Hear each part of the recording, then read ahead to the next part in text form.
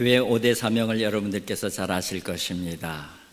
예배와 선교, 그리고 교육, 그리고 봉사, 그리고 친교, 이게 교회의 5대 사명이죠. 이 5대 사명 중에서 가장 중요한 사명은, 제일 우선되는 사명은 예배의 사명입니다. 하나님 앞에 온전한 예배를 올려드리는 것, 이것이 바로 하나님의 백성들, 교회의 가장 대표적이고 우선적인 사명이라고 할 수가 있습니다. 그런데 하나님 앞에 온전한 예배를 드리려고 하면은 여러 가지 그 요소들이 필요한데, 그 중에서 예전에 대한 이해가 또 필요합니다.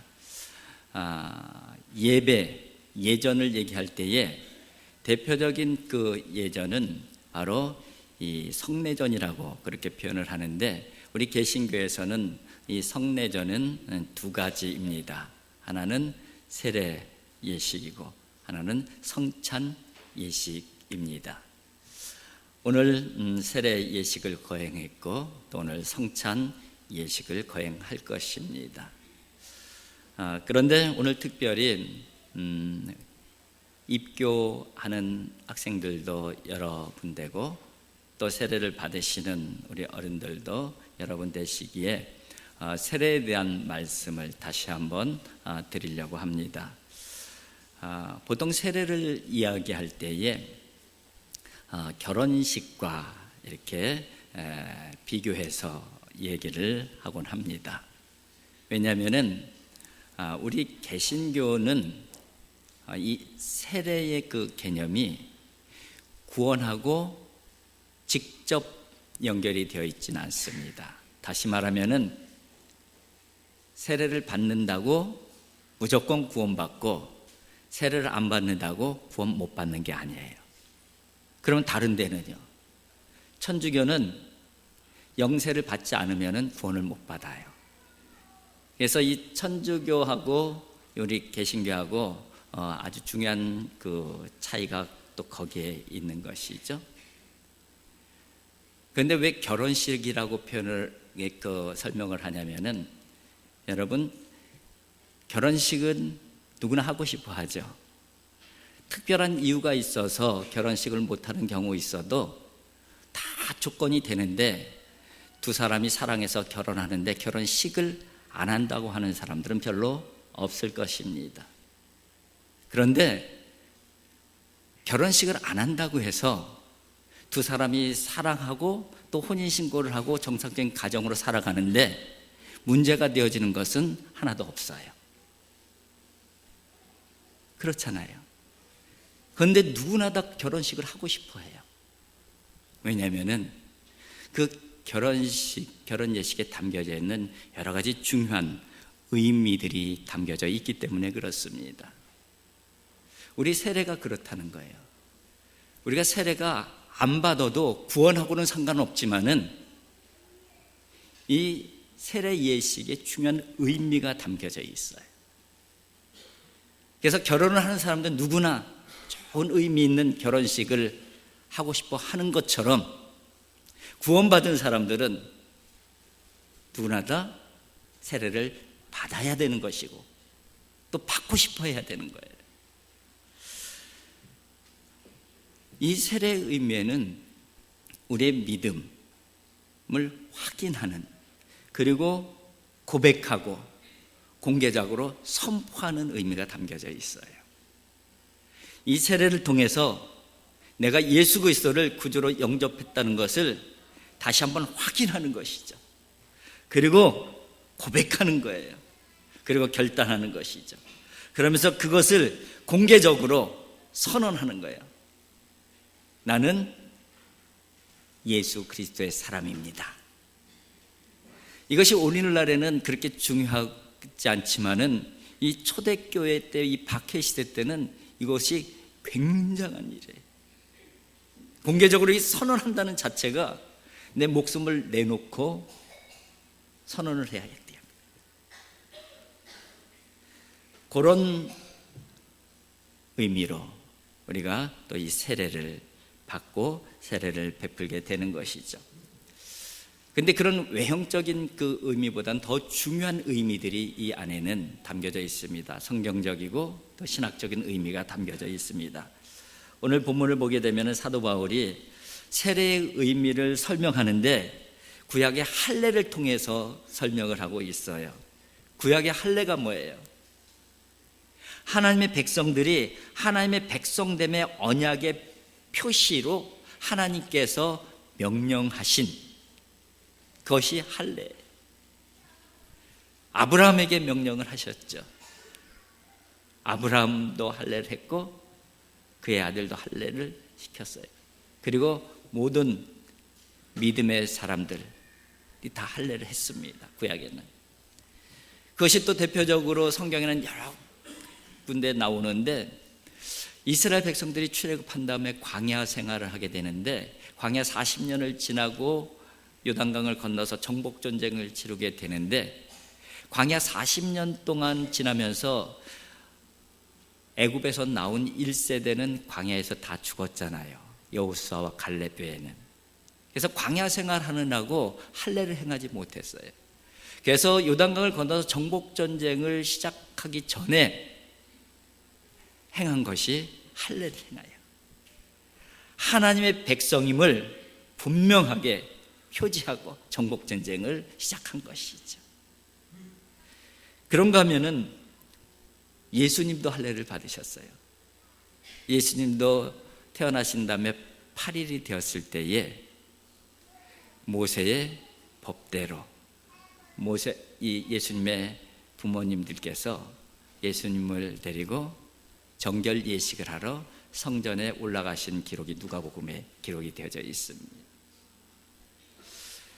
그런데 이 할례 이 부분을 이 세례하고 이렇게 연결을 시키고 있음을 볼 수가 있습니다.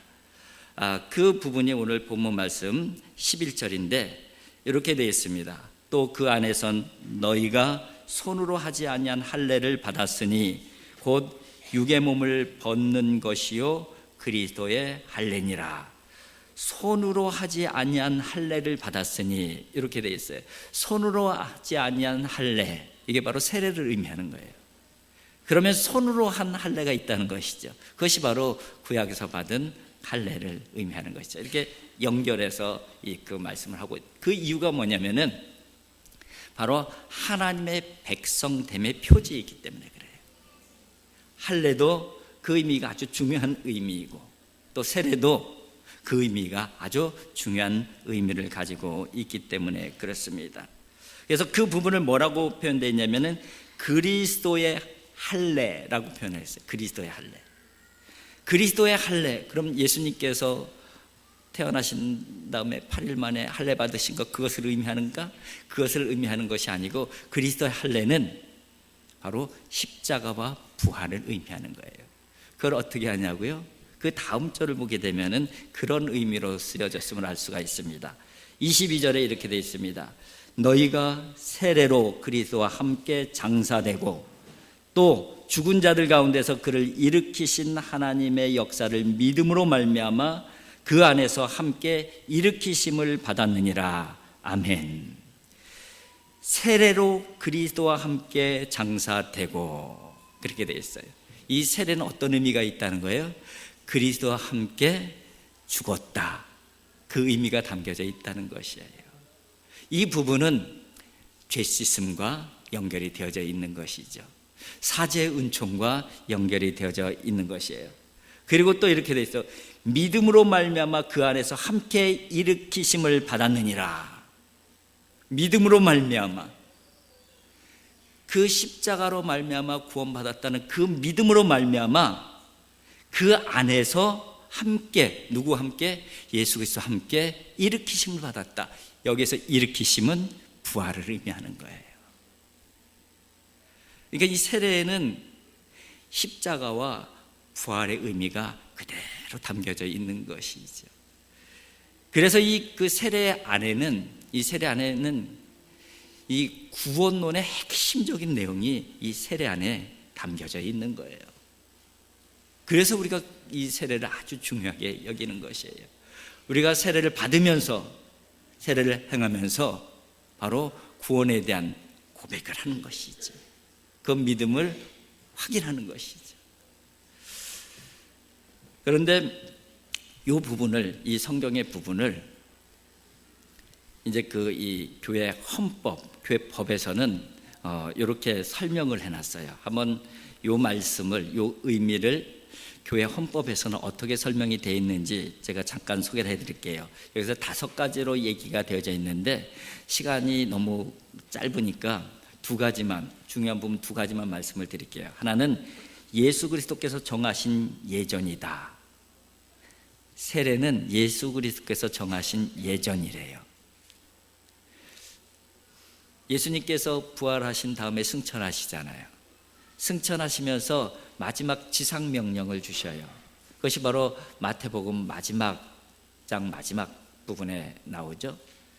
그러므로 너희는 가서 모든 족속을 제자로 삼아 아버지와 아들과 성령의 이름으로 세례를 베풀고 내가 너희에게 분부한 모든 것을 가르쳐 지키게 하라. 제자들에게 3가지 지상 명령을 하셔요. 첫 번째가 뭐예요? 모든 민족으로 제자를 삼아라. 이것이 첫 번째 명령이에요. 2번째 명령은 아버지와 아들과 성령의 이름으로 세례를 베풀어라. 이것이 바로 2번째 명령이에요. 3번째는 너희에게 분부한 모든 것을 가르쳐 지키게 하라. 이것이 바로 예수님께서 마지막으로 제자들에게 주신 명령인데 그 중에서 2번째 명령이 뭐예요? 세례를 베풀라. 그래서 우리는 세례를 베푸는 거예요. 주님의 명령대로. 그리고 이제 또 하나 이 교회 헌법에 나오는 중요한 의미가 있는 것이 뭐냐면은 본인에 대해서는 은혜의 계약에 인침받는 표다. 그렇게 돼 있어요. 개인에 대해서는 하나님과 나와의 관계 속에서 은혜의 계약에 인치는 표다. 그렇게 되어져 있는 것이죠. 이 은혜, 이 안에 담겨져 있는 내용은 3가지예요. 첫 번째는 깨끗하게 씻음을 받았다는 것이죠. 예수 그리스도의 피로 말미암아 죄 사함을 받았다는 거예요. 이것이 바로 은혜의 계약 안에 담겨져 있는 아주 중요한 내용이죠. 그리고 2번째는 예수 그리스도의 죽음과 그리고 부활에 참여하는 하나님의 약속의 증표다. 그렇게 얘기를 했어요. 이 세례를 받음으로 말미암아 예수 그리스도께서 당하신 십자가에 동참하는 것이고 동참을 다짐하는 것이고 또 부활하는 것이고 또 부활의 확신 가운데 살아가는 것이죠. 이것의 증표다. 그렇게 말씀하고 있고 또 하나는 그리스도의 몸이신 교회 공동체 지체됨의 표지이다. 이것을 통해서 교회의 머리가 되신 예수 그리스도의 지체가 되어지는 표시이다. 이렇게 설명을 하고 있는데 이 부분이 바로 하나님과 맺은 은혜의 언약, 은혜의 계약의 내용인 것이죠. 이런 내용들이 지금 이 세례 안에 담겨져 있는 아주 중요한 내용이라고 이 헌법에도 그렇게 규정을 해놓고 있습니다. 그런데 오늘 그 입교식을 하시는 분들이 있죠. 입교식은 누구를 대상으로 입교식을 합니까? 유아 세례를 받은 사람들. 근데 유아 세례에 대해서 역사적으로 논쟁이 많이 있었어요. 유아 세례가 합당한 것인가, 무슨 의미가 있는 것인가, 이런 논쟁이 있는데 우리 그 개신교에서는 이 유아 세례를 베풀고 있잖아요. 왜냐하면은 서두에 말씀을 드린 대로 이 할례라는 것은 어렸을 때에 그 8일이 되면 할례를 하잖아요. 그런데 이 할례의 의미가 뭐예요? 할례의 의미는 은총의 백성이라는 것의 표시예요. 근데 언제 하는 거예요? 어렸을 때 하는 거예요. 곧 하나님의 은총은 그 아이가, 그 사람이 하나님을 인식하지 못할 때에도 그 은총 안에 있다는 거예요. 그러니까 하나님의 입장에서 보게 되면은 하나님을 인식하고 못하고가 중요하지 않아요. 하나님의 언약의 백성이란 그 자체가 중요한 것이고 그것을 표현하는 것은, 표지하는 것은 당연한 것이다. 그렇게 얘기를 하는 것이죠. 그래서 이렇게 설명을 하고 있어요. 유아 세례는 그들이 신앙으로 응답할 수 있기 전에도 하나님의 사랑을 받고 있는 자녀임을 증거하는 표이다. 하나님을 인식하지 못해도 바로 하나님의 사랑 안에 있다는 것을 표현하는 표시라는 거예요. 그래서 우리는 이 유아 세례를 거행하는 것이죠. 그리고 이제 나이가 만 15세 이상이 되어지게 되면은 이제 본인의 입으로 부모님들이 고백한 신앙 고백을 그대로 하는 그 사람에게 입교식을 통해서 교회의 일원이 되게 하는 것입니다. 지금 유아 세례를 받고 오늘 그 입교식을 한 분은 그런 의미들을 꼭 기억하면서 입교 예식에 참여될 줄 압니다. 그래서 이 부분을 이제 결론적으로 이렇게 그 결론을 내리고 있어요. 이 세 가지 아주 중요한 세례의 의미와 목적을 정리를 해놨는데 예식서에 보게 되면 세 가지로 정리를 하고 있어요. 그 첫 번째가 뭐냐면은 그리스도 안에서 살고 그리스도를 위하여 산다는 뜻이다. 세례를 받으면서 우리가 고백해야 되는 아주 중요한 내용이 나는 이제 그리스도 안에서 살고 그리스도를 위해서 살겠습니다. 이런 고백을 가지고 세례를 받아야 된다는 것이에요. 그리고 두 번째는 그리스도의 몸된 교회에서 의무와 책임을 다하여 교회를 위해서 산다는 뜻이다. 그렇게 되어 있어요. 나는 이제 교회를 위해서 살겠습니다. 교회의 의무와 책임을 다하면서 살겠습니다. 그런 우리들의 고백과 결단이 이 세례 가운데 담겨져 있다는 것이죠. 그리고 또 하나는 세상 속에서 그리스도인으로서 책임 있게 산다는 뜻이다. 그렇게 되어 있어요. 세상 속에서 내가 그리스도인으로서 책임 있는 그리스도인으로서 살겠습니다. 그런 고백이 담겨져 있는 것이 또 세례 예식이다. 그렇게 말씀을 하고 있습니다. 자, 한번 정리를 해볼까요? 성경에서는 세례를 장사 지냄, 다시 일으키심, 곧 뭐하고 연결을 시키고 있어요? 예수 그리스도의 십자가와 부활과 연결을 시키고 있어요. 이 부분을 우리가 헌법에는 어떤 쪽으로 확대하고 있냐면은 예수 그리스도의 십자가와 부활의 신앙이 있는 사람은 어떤 결단과 어떤 헌신이 있어야 되는가 하는 부분들 강조하고 있는 거예요. 그래서 세례받은 사람은 그리스도 안에서 그리스도를 위해서 사는 결단이 있어야 된다는 거예요. 세례를 받은 사람은 교회에 대한 책임과 의무를 가지고 교회를 위해서 살아가야 된다는 결단이 있어야 된다는 거예요. 세례를 받은 사람은 세상 속에서 책임 있는 그리스도인으로서 살아가야 된다는 그런 책임의식과 결단이 있어야 된다는 거예요. 이것이 바로 이 세례 안에 담겨져 있는 아주 중요한 내용들이라고 할 수가 있습니다. 그렇습니다. 그리스도를 위해서, 교회를 위해서, 세상을 위해서 죽어야 하는 사람들이 바로 그리스도인이고 세례 교인들이다. 그렇게 말씀하고 있는 거예요. 그런데 믿음으로 말미암아 그런 표현이 있잖아요. 그런데 어떤 믿음이냐? 죽은 자를 다시 일으키시는 하나님을 믿는 믿음으로 말미암아 이렇게 돼 있어요.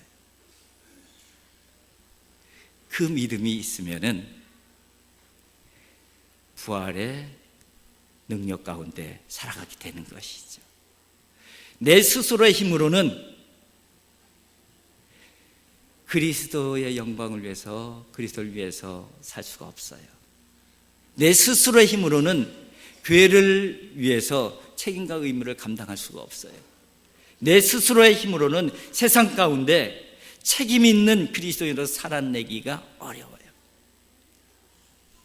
그런데 죽은 자를 다시 살리시는, 다시 일으키시는 하나님을 믿는 믿음으로 말미암아 그리스도와 함께 다시 다 같이 일으킴을 받는다. 그렇게 말씀이 되어져 있어요. 그 믿음으로 말미암아 우리가 그리스도를 위해서 살 수 있는 것이고 교회를 위해서 살 수 있는 것이고 세상 가운데 그리스도인으로서 살아갈 수가 있다는 것입니다. 여러분, 이 자리에 오늘 세례를 받고 입교를 받으신 분들은 이러한 자기 정체성을 분명하게 정리하고 고백하고 결단하는 시간들이 되어질 수 있기를 바랍니다. 그리고 우리 모든 교우들도 그런 믿음으로 우리가 살아가야 되는 것이죠. 그런 믿음으로 세상 가운데에 하나님의 영광을 드러내는 하나님의 백성으로 살아갈 수 있기를 주님의 이름으로 축복을 드립니다.